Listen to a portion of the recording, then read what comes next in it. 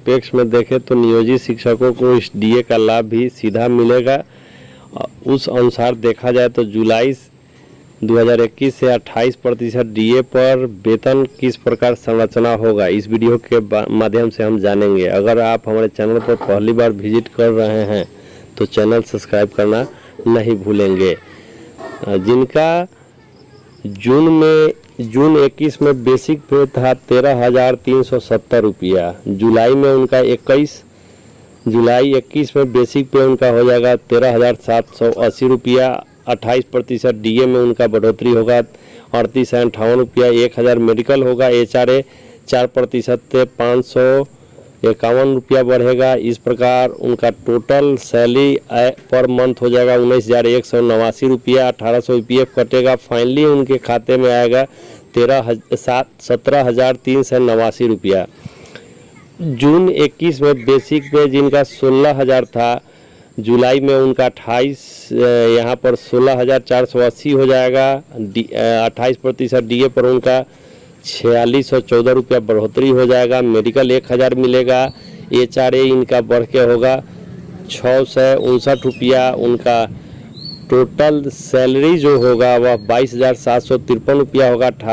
1800 EPF कटेगा। Finally उनके वेतन आएगा 20,953 रुपया। जिनका जून में 21 में बेसिक पे है 18,510 रुपया। जुलाई में उनका बेसिक पे बन जाएगा 19,070 रुपया।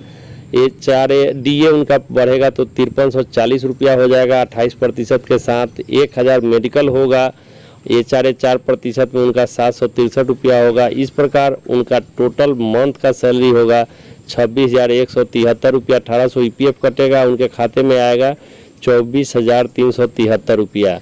जिनका वेतन 20,240 रुपया है जून 21 में बेसिक पे, उनका जुलाई में हो जाएगा 20,850 रुपया। 28% उनका डीए बढ़ेगा तो 5838 रुपया होगा। 1,000 मेडिकल हो जाएगा। HRA 4% बढ़ेगा तो उनका बेसिक पे वहाँ पर HRA में आ जाएगा 8 से 34 रुपया। और फाइनली उनका वेतन बनेगा 28,522 रुपया। 1800 EPF कट जाएगा और 26,722 रुपया हो जाएगा। जिनका 20,740 रुपया बेसिक पे जून में था, उनका जुलाई में बढ़ के होगा 21,370 रुपया।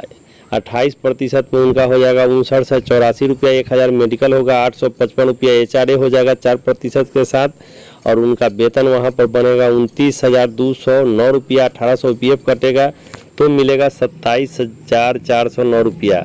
जिनका 20,850 रुपया बेसिक पे जून में था, उनका बढ़ के होगा जुलाई में 21,480 रुपया बेसिक पे हो जाएगा और 6,014 रुपया उनका डीए 28% के साथ हो जाएगा। 1,000 मेडिकल होगा।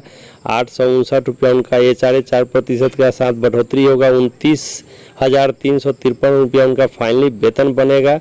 1800 यहाँ EPF को काटिएगा तो 27,553 रुपया उनका हो जाएगा। जिनका बेसिक पे जून 21 में 21,480 था, उनका 22,130 रुपया हो जाएगा और 28% डीए के साथ उनका 6196 रुपया होगा। 1,000 मेडिकल होगा। 855 रुपया होगा। कुल योग उनका 30,211 रुपया होगा। 1800 EPF काट दीजिए तो 28,411 रुपया उनका जुलाई का वेतन बनेगा। फिर आगे चलते हैं। जिनका वेतन 22,020 रुपया है बेसिक पे, जुलाई में उनका वेतन हो जाए बेसिक पे हो जाएगा 22,690 रुपया। 6353 उनका 28% डीए हो जाएगा। 1,000 मेडिकल होगा। 908 रुपया 4% HRA होगा और 30,951 रुपया उनका उस मंथ का सैलरी होगा। 1800 EPF काटिएगा उसमें तो फाइनली 29,151 रुपया उनके खाते में आएगा। जिनका 22,130 रुपया बेसिक पे जून में है, जुलाई में उनका बेसिक पे हो जाएगा 22,790 रुपया। 6381 रुपया 28% डीए के साथ उनका बढ़ोतरी हो जाएगा। 1,000 मेडिकल होगा। 9 से 12 रुपया HRA 4% के साथ होगा। 31,083 रुपया उनका फाइनली वेतन बनेगा। लेकिन 1800 EPF कटेगा तो उनके खाते में आएगा 29,283 रुपया। उसी तरह 22,690 रुपया जिनका बेसिक पे है और 23,380 रुपया उनका जुलाई में बेसिक पे बनेगा। 6546 रुपया 28% डीए के साथ होगा। 1000 मेडिकल होगा। 935 रुपया उनका एचआरए 4% के साथ हो जाएगा। 31,861 रुपया उनका फाइनली वेतन बनेगा। 1800 ईपीएफ कटेगा तो 30,061 रुपया उनका वेतन होगा। ठीक यहाँ पर देखें जिनका बेसिक पे जून में 22,790 रुपया है, उनका जुलाई में 23,480 रुपया होगा। 6574 रुपया डीए बढ़ने पर 28% पर हो जाएगा। 6574 रुपया 1000 मेडिकल हो जाएगा। 939 रुपया उनका एचआरए 4% के साथ होगा। 31,953 रुपया उनका फाइनली वेतन बनेगा। 1800 ईपीएफ कटेगा, खाते में आएगा 30,193 रुपया। 23,480 रुपया जिनका बेसिक पे है जुलाई में, उनका फाइनली यहाँ वेतन बनेगा। 24,190 रुपया जुलाई में। 6773 रुपया उनका डीए 28% के साथ बढ़ोतरी होगा। 1000 मेडिकल मिलेगा। 968 रुपया यहाँ उनको एचआरए 4% के साथ बनेगा और 32,931 रुपया फाइनल उनका वेतन बनेगा। 1800 ईपीएफ को काटिएगा यहाँ पर तो उनका फाइनली वेतन उनके खाते में आएगा 31,131 रुपया। जून 2021 में जिनका बेसिक पे था 24,190 रुपया, जुलाई में उनका बेसिक पे होगा यहाँ पर 24,920 रुपया। और यहाँ पर डीए जो महंगाई भत्ता है वह बढ़ेगा तो उनका होगा 6978 रुपया। 1000 उसमें मेडिकल होगा। 997 रुपया उनका एचआरए 4% के साथ बढ़ेगा।